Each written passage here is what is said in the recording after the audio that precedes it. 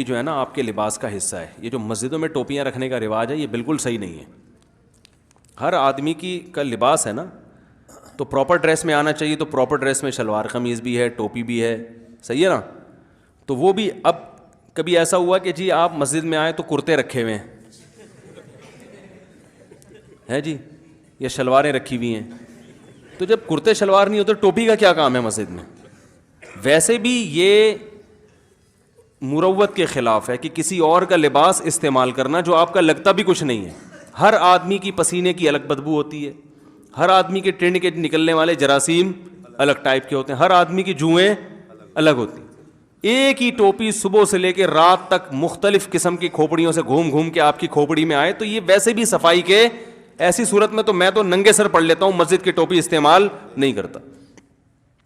ٹوپی اپنے پاس رکھو بھائی, ویسے 24 گھنٹے سر ڈھاکو, نہیں تو کم از کم نماز کے وقت جیب میں رکھو اپنی, نہیں ہے تو ایسے ہی پڑھ لو, وہ زیادہ بہتر ہے کسی اور کی ٹوپی پہننے سے. یہ جیسے ایک تولیہ 20 آدمی استعمال کر رہے ہوں تو غلط ہے نا.